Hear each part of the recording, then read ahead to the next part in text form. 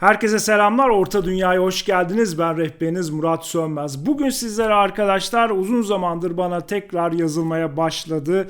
Hemen hemen her videonun altında hangi kitapları okuyalım, hangi sırayla okuyalım, hangileri önemli, hangileri görece daha az önemsiz ya da önceliği hangisine vermeliyiz diye pek çok soru soruluyor.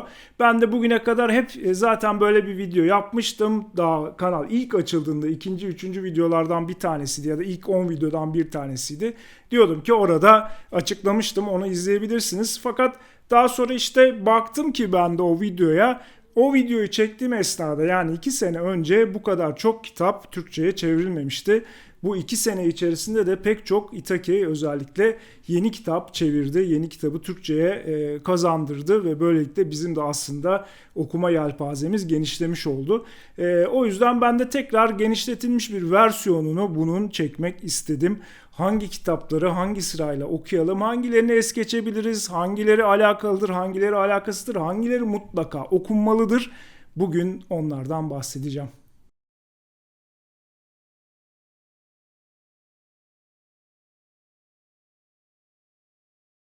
En başta tekrar o en önemli konuya bir cevap vereyim, cevap bulmaya çalışayım daha doğrusu. Silmarillion, Hobbit ve Yüzüklerin Efendisi'ni hangi sırayla okumalıyız? Bu üç tanesini bir kere okuyacaksınız, orası kesin, bunun kaçışı yok. Ama hangi sırada okumanız lazım? Ben kendi fikrimi sizlerle bir önceki videoda paylaştığım gibi yine paylaşacağım. İnternette biraz baktığınızda insanlar ne öneriyor diye ikiye ayrıldığını görürsünüz. Bir kısım önce Silmarillion'la başlayıp ondan sonra Hobbit ve Yüzüklerin Efendisi'ne geçmenizi söyler. Çünkü Orta Dünya'nın kronolojisine baktığınızda yani tarihine baktığınızda ilk baş Silmarillion'da var. Daha sonra Hobbit, en son Yüzüklerin Efendisi geliyor. Fakat ben bunu önermiyorum. İkinci gruptayım ben. Silmarillion'u arkaya atmanızı öneriyorum. Neden peki böyle yapıyorum? Yani önce Hobbit'le başlamanızı, ardından Yüzüklerin Efendisi üçlemesini okumanızı, ardından da Silmarillion'a geçmenizi öneriyorum. Şöyle düşünün. Çok güzel bir görsel vardı. Bunu bulabilirsem o görseli buraya koyarım. Böyle bir buzdağı var. Buzdağının görünen kısmı Hobbit ve Yüzüklerin Efendisi. Görünmeyen kısmında ise işte Silmarillion var. Diğer oğlan Christopher Tolkien'in oğlan vardı. Oğul Christopher Tolkien'in yazdığı kitaplar var. Diğer kitaplar var falan. Yani buzdağı aşağı doğru gittikçe genişliyor. Ben de aslında bunu öneriyorum sizlere. Ne kadar aşağı, ne kadar derine dalmak istiyorsanız ona göre okuma listenizi genişletin. Ama ilk başta buzdağının üzerinde görünen kısmı bence okumalısınız. Yani Hobbit'le başlayın. Ondan sonra Yüzüklerin Efendisi üçlemesini okuyun. Buzdağının üstü hoşunuza gittiyse o zaman artık aşağıya doğru dalmaya başlayabilirsiniz demektir ve çünkü buzdağının altı o kadar derin ki in bitmiyor arkadaşlar. İndikçe yeni şeyler açılıyor. İndikçe yeni şeyler açılıyor. Ben de bu şekilde sizlere bir okuma önerisi vereceğim. Yani gittikçe detaya dalacaksınız. Artık en sonundaki kitaplar iyice detayın detayı haline gelecek. Ama en başta tabii ki herkes benim gibi değil ya da işte burada bu videoyu izleyenlerin belki çok küçük bir kısmı en derine kadar dalmak istiyor. Bir kısmının o kadar vakti yok ya da belki isteği de yok. Onu göz önüne alarak ben de yapıyorum bu sizlere önerimi. Böyle dememin bir başka nedeni daha var. Çünkü Silmarillion diğer ikisi gibi değil. Bu biraz daha okuması zor bir kitap. Burada işte dünyanın yaratılmasından, Orta Dünya'nın da içinde bulunduğu Arda'nın yaratılmasından en sonuna kadar olanların aslında bir özeti var denilebilir. Ve bu bir tarih kitabı gibi olduğu için içine giren karakter sayısı, içindeki coğrafi yerlerin sayısı, dönemlerin sayısı, çağlar bitiyor, çağlar başlıyor, o da bitiyor, öbürü başlıyor. Savaşlar, yenileri giriyor, birileri çıkıyor, insanlar geliyor, elfler gidiyor falan, cüceler geliyor derken oldukça karışık bir kitaptır. Roman demiyorum bakın, kitaptır. O yüzden bunu okuması oldukça da zordur. Ben size işte bu yüzden burada Orta Dünya rehberliği yapıp aslında buradaki hikayeleri sadeleştirip sizlere video şeklinde vermeye çalışıyorum ve düşünün kaç yıldır yapmama rağmen hala daha bitmedi. O yüzden buradan başlarsanız biraz hevesiniz kırılabilir. İstediğinizi bulamayabilirsiniz ve şu güzel 2 tane kitaba ulaşamayabilirsiniz. O yüzden tam tersini diyorum işte ben. Hobbit'le başlayın, Yüzüklerin Efendisi'ni okuyun, Silmarillion'la devam edin. Silmarillion'la birlikte de buzdağının altına doğru dalmaya başlayacaksınız. En çok gelen sorulardan bir tanesi de bunların baskıları ile ilgili. Hangi baskıyı okuyalım? İşte Yüzüklerin Efendisi'nin üçünün bir arada olduğu baskıyla, hardcover baskıyla, sert kapak baskıyla diğerler arasında fark var mı? Hobbit'in hangisini okuyalım vesaire. İlk başta Yüzüklerin Efendisi'nin şu tek tek üçlü olanla bunların bir araya gelmiş olanı arasında çeviri olarak hiçbir fark yok arkadaşlar. Benim bildiğim kadarıyla Metis bir kere yaptı bunun çevirisini. Yıllardır da aynısını basıyor. Hangi formda basarsa bassın içerik olarak farklı bir şey elde etmeyeceksiniz. Fakat Hobbit'te işler biraz değişebiliyor. Hobbit'in bir 6.45 baskısı var. Eski o da vardı bende ama şimdi almadım. Bir de Itaki'nin yeni baskısı var. Onların yanında şöyle bir baskı var. Hobbit bir daha. Ve bir Hobbit daha var. Üçüncü bir Hobbit daha var arkadaşlar. Bunlar arasında nasıl farklar var? Şimdi ilk başta şu ikisi arasında bir fark yok. Hobbit'in şu beyaz kapaklı olanla şu cep boyutunda olan arasında bir fark yok. Bu sadece daha ufak fontlarla daha böyle taşıması kolay bir versiyonu bunun. Bu ikisi arasında hiçbir fark yok arkadaşlar. İkisinden birini okuyabilirsiniz. Hiçbir sizin açınızdan bir değişiklik olmaz. Bu farklı. Bu açıklamalı notlarıyla Hobbit. Ben bunu koleksiyonerlere özellikle hani bütün bu kitaplar elimde olsun diyenlere öneriyorum.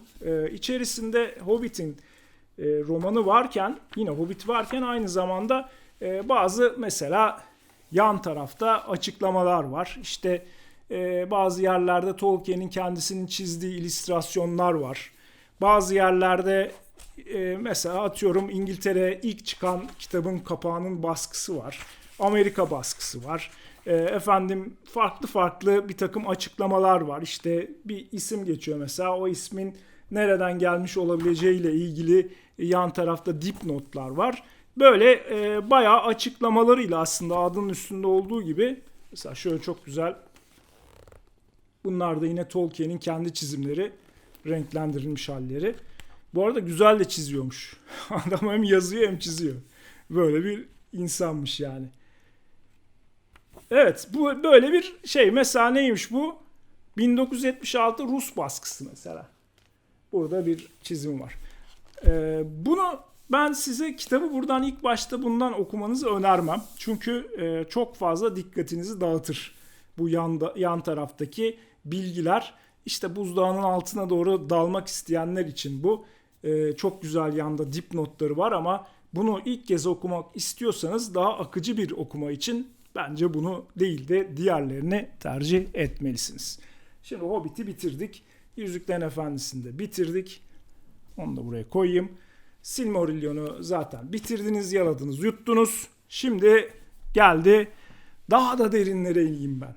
Ben daha da derinlere ineyim. Bunlar bana yetmedi. Yetmedi bunlar. Silmarillion yetmedi. Yüzüklerin Efendisi yetmedi. Hobbit'in açıklamaları, notları bile yetmedi. Ben daha derinlere dalmak istiyorum dediğinizde nereye geliyorsunuz? İlk etapta okumanız gereken 4 tane kitap var. Bunların çok büyük bir kısmı son 2 sene içerisinde basıldı. Çok büyük bir kısmı demeyeyim de aslında yarısı diyeyim. Mesela Bitmemiş Öyküler vardı. Beren ile Lúthien yeni basıldı. Húrin'in Çocukları eski baskı. Gondolin'in Düşüşü de yine yeni basıldı. Şimdi bunları da hangi sırayla okuyalım derseniz ben ilk önce size Bitmemiş Öyküleri ısrarla söylüyorum arkadaşlar. Önce Bitmemiş Öyküleri okuyun. Çünkü Silmarillion kadar bana sorarsanız önemli bir kitaptır bu. İçerisinde cevher niteliğinde bilgiler var. Yani Silmarillion'la benim için eşdeğer demeyeyim ama Silmarillion'un hemen altında duran kitaptır arkadaşlar. Bitmemiş Öyküler. Mesela neler var?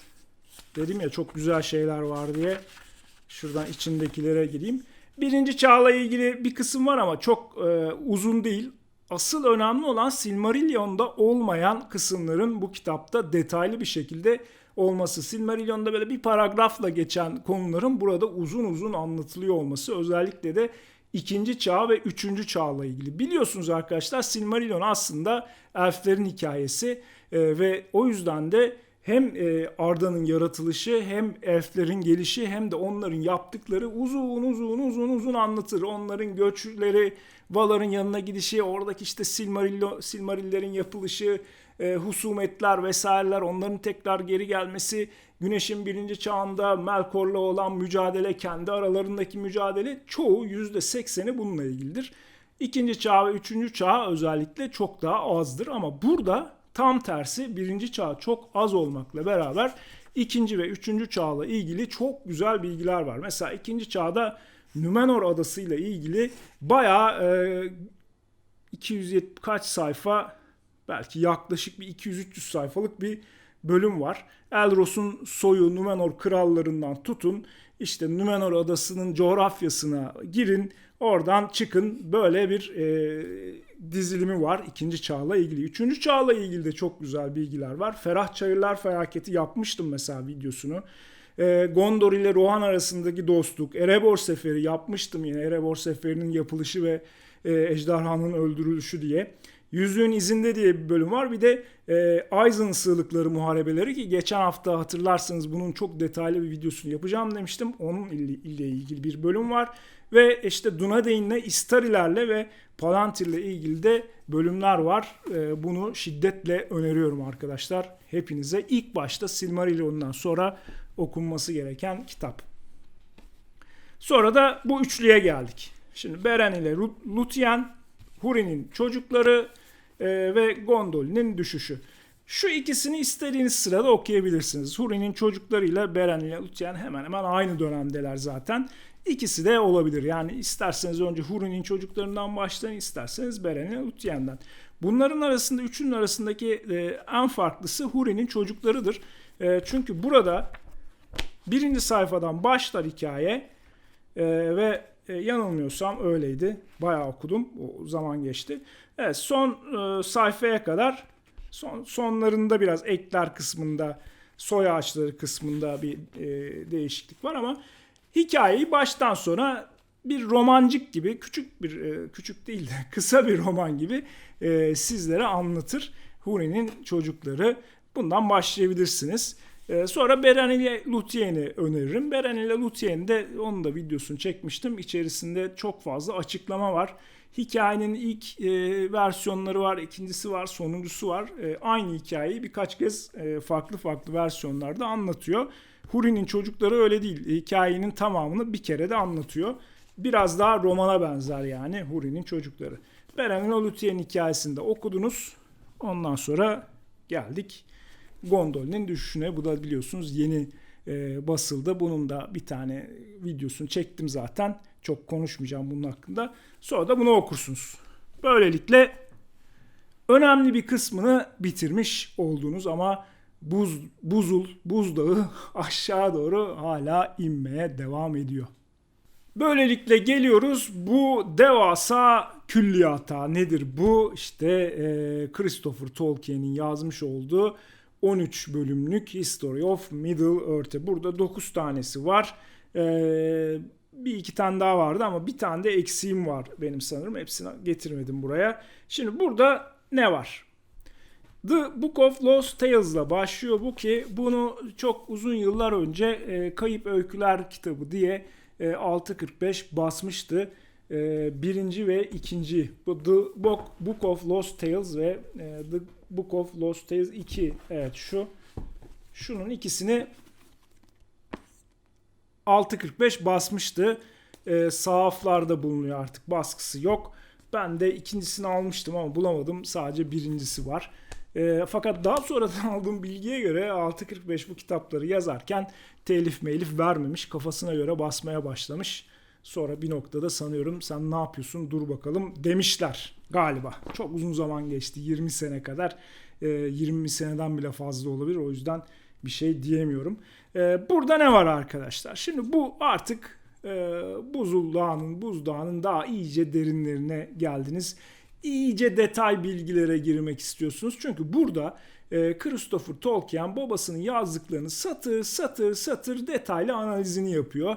Ve bazı yerlerde hiç bu kitaplarda çıkmamış olan yeni hikayeleri, yazılmış hikayeleri paragraf paragraf, bunlar çok böyle Huri'nin çocukları gibi geniş değil, kısa kısa şekillerde veriyor. Mesela şunlardan en sevdiğim benim The People of Middle-earth'tür. 12. bölünmüş. Bu mesela çok benim yararlandığım bir kitaptı. Bu Son Savaş var ya, işte Son Savaş mesela burada geçiyor. The New Shadow mesela videosunu yapmıştım. Yüzüklerin Efendisi'nden sonra yazmaya başlamış olduğu fakat bitirmemiş olduğu kitapla ilgili bölüm mesela burada anlatılıyor. O videoyu buradan çektim mesela. İşte Son Savaş'la ilgili Last Writings diye bir bölüm var. Artık son yazıları anlamında. Son Savaş'ı mesela buradan yararlanıp yazmıştım. Bu mesela People of Middle-earth benim en sevdiğim kitaptır. Bu 13 kitap arasında. Bunlarda da mesela bu The War of the Ring, Yüzüklerin Efendisi'ni aslında bölüm bölüm anlatan bir kitap. Kitaplar serisi. Mesela burada Crit Ungol'u anlatıyor. Daha geçen Frodo'nun yolculuğunda yeni bölümünü yaptım. Burada işte babası ne yapmış, Tolkien en başta ne yapmış, sonra nelerden vazgeçmiş, neleri eklemiş gibi bir takım detay notları burada öğrenebiliyorsunuz. Çok uzun zaman önce bir seriye başlamıştım, Bilinmeyenler diye. Bulabilirsiniz onu da. Mesela onu da bu kitaplardan yapmaya başlamıştım. İşte Sauron'un nasıl ortaya çıktığı, Frodo'nun isminin başta Frodo olmaması, Bilbo'nun isminin Bingo olması falan filan gibi, daha doğrusu Frodo'nun isminin Bingo olması gibi, işte bir versiyonda Frodo'nun çocuğu, sonra işte kuzeni oluyor vesaire. Hep onları buradan aldım. Bunlar artık bayağı detay işler. Türkçe'de yok. Türkçesi yok. Şu nedenle yok bildiğim kadarıyla. Tolkien Vakfı bunların telif hakkını verirken hepsini birden vermek istiyor. Yani ben bunlardan bir tanesini çevireyim. Bir tanesi ilk kitabı çevireyim bunu. The Book of Lost Tales'ı bir çevireyim, bir bakayım duruma. Ondan sonra peyderpey senden haklarını satın alıp çevirmeye devam edeceğim diyemiyorsunuz. Hepsini birden vermek istiyormuş ve hepsini birden vermek de tabii çok yüksek bir rakama ulaşıyor telif parası olarak ve satacak mı satmayacak mı, geri dönüşü olacak mı olmayacak mı bilemiyorsun. Çünkü zor kitaplar bunlar. Öyle herkesin, Yüzüklerin Efendisi'ni okuyan herkesin burada okuyacağı şeyler değil bunlar.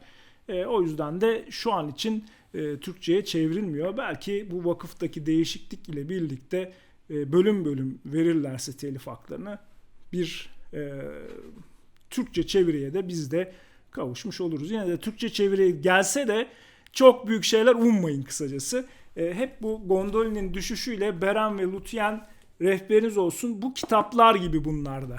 Yani bu Beren ve Lúthien'de nasıl bir anlatış şekli varsa bu kitaplarda da aynısı mevcut.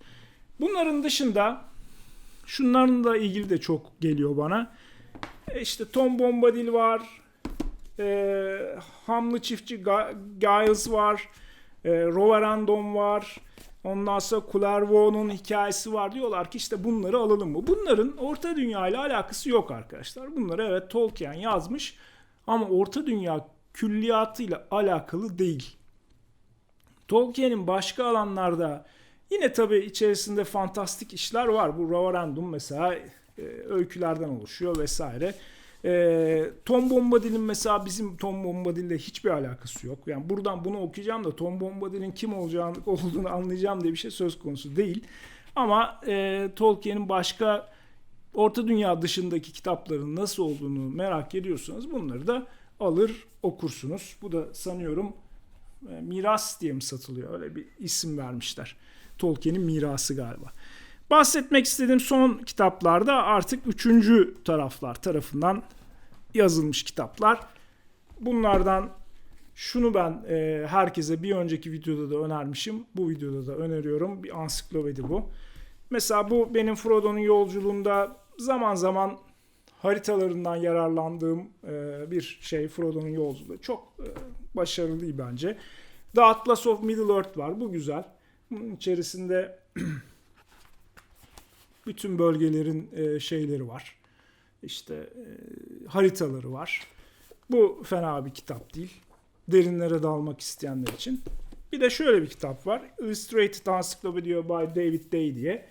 Burada da yine benim yapmakta olduğum şeye benzer bir takım bilgiler var ansiklopedik olarak. Ama içerisindeki bilgiler zaman zaman yanlış olabiliyor. Yanlış yorumlanmış olabiliyor bu kitap hakkında. Öyle bir yorum var, öyle bir eleştiri var Tolkien severler tarafından. Ben de eğer ki kısmet olursa buna benzer bir projem var. İtaki ile şu anda görüşüyorum. Böyle bir ansiklopedi yapmak ve basmak ve sizlere ulaştırmak gibi bir hayalim var. İtaki de yeşil ışığı yaktı gibi. Bakalım zaman içerisinde ne olacak. Evet, hepsinden bahsettim herhalde. Daha geniş, daha dolu bir video oldu sanıyorum. Siz kendi sıralamanızda lütfen yorumlara yazmayı ihmal etmeyin. Bu videoyu da paylaşırsanız çok sevinirim. Hem arkadaşlarınızla paylaşın, hem like'a basın, hem çana basın. Yapabildiğiniz her şeyi yapın lütfen, sizden rica ediyorum. Tabii daha ötesinde de bana destek olmak istiyorsanız da Orta Dünya'nın Patreon'da bir hesabı var. Buradan da maddi destek olabilirsiniz. Şimdilik bu kadar. Evde kalın, sağlıklı kalın arkadaşlar. Görüşmek üzere.